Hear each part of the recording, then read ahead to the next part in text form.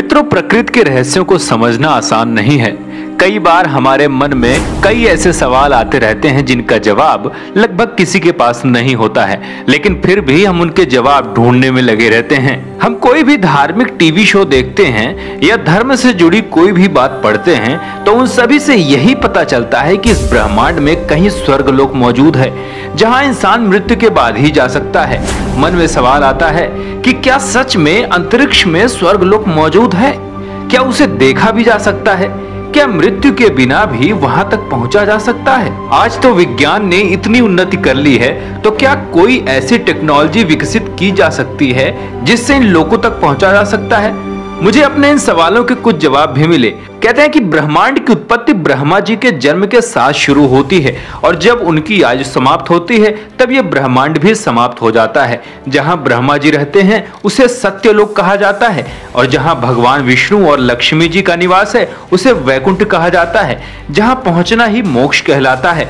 जहां देवराज इंद्र के साथ सभी देवता निवास करते हैं उसे स्वर्गलोक कहा जाता है। जहां इंसान मृत्यु के बाद ही जा सकता है। सभी लोग इसी अंतरिक्ष में मौजूद हैं, लेकिन उन्हें देखा नहीं जा सकता। या ये भी कह सकते हैं कि सभी लोग पृथ्वी से इतनी ज्यादा दूरी पर हैं कि वहां तक पहुंचना संभव नहीं है। मित्रों, पृथ्वी से इन सभी लोगों की दूरी का जो अंदाजा लगाया गया है उसके मुताबिक अगर आज की टेक्नोलॉजी से हम वैकुंठ तक पहुंचने की कोशिश करेंगे तो करीब 12 लाख से 14 लाख सालों का समय लग जाएगा। यानी आज की टेक्नोलॉजी से हम इन लोगों तक पहुंच ही नहीं सकते हैं। आइए इसे थोड़ा विस्तार से जानते हैं। भगवत पुराण के अनुसार वैकुंठ का स्थान ध्रुव तारे की ओर है। ध्रुव तारे को पोल स्टार भी कहा जाता है क्योंकि पृथ्वी के हर स्थान से ये तारा उत्तर दिशा में ही नजर आता है। पृथ्वी की ध्रुव तारे से दूरी है करीब 434 प्रकाश वर्ष यानी 4000 करोड़ किलोमीटर से भी ज्यादा।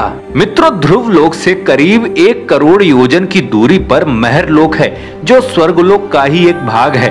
कहा जाता है कि इस लोक का वातावरण बेहद खुशनुमा और खूबसूरत है। पुराणों के अनुसार जो लोग जीवन भर सामान्य इंसान की तरह रहते हैं और किसी के साथ बुरा नहीं करते, वे मृत्यु के बाद इसी लोक में आते हैं। यहाँ वे सभी आत्माएं बहुत सुख सुविधा से रहती हैं।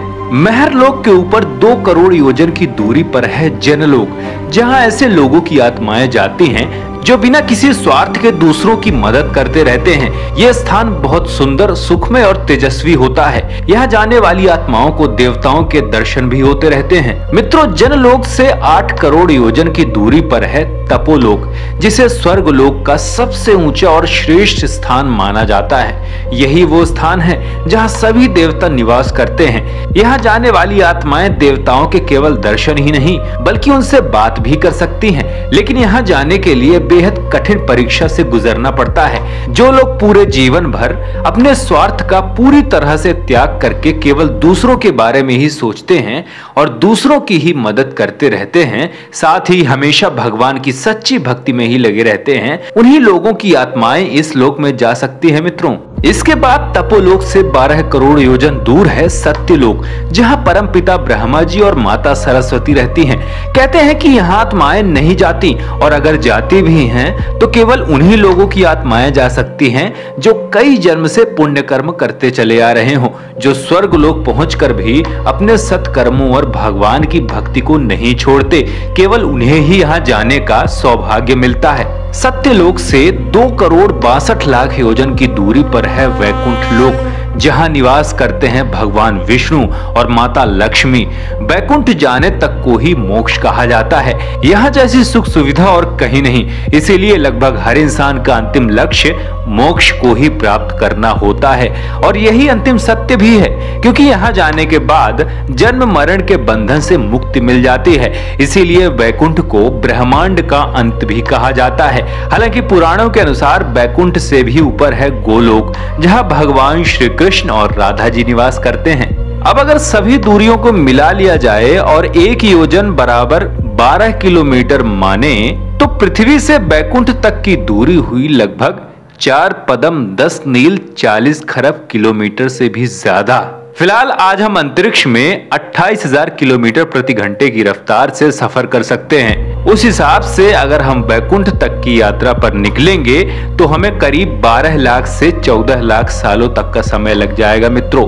यानी आज की टेक्नोलॉजी के हिसाब से तो हम बैकुंठ तक पहुंच ही नहीं सकते और आगे भी ऐसी कई टेक्नोलॉजी विकसित नहीं की जा सकती। लेकिन हम सब आज तक ये सुनते आए हैं कि नारद जी नारायण नारायण का जाप करते हुए सभी लोगों की यात्रा करते रहते हैं। वहीं गुरु वशिष्ठ, विश्वामित्र आदि जैसे महान ऋषि भी सशरीर कई बार पृथ्वी से स्वर्गलोक तक की यात्रा करते थे और वहां होने वाली सभाओं में हिस्सा भी लेते थे। लेकिन ये सभी ऐसा इसलिए कर पाते थे क्योंकि उन्होंने अपने तपोबल से मन की गति से कहीं भी आने जाने की शक्ति प्राप्त कर ली थी।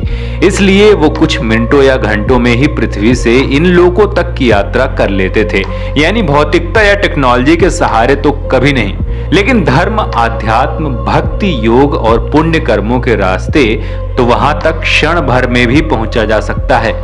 मित्रों, ये वीडियो आपको कैसी लगी कमेंट बॉक्स में जय श्री कृष्णा लिखकर हमें जरूर बताएं। चैनल में अगर आप नए हैं तो चैनल को सब्सक्राइब करके बेल नोटिफिकेशन को ऑन कर लें ताकि हम जब भी वीडियो अपलोड करें आपके पास तुरंत पहुंच जाए। जय शंकर।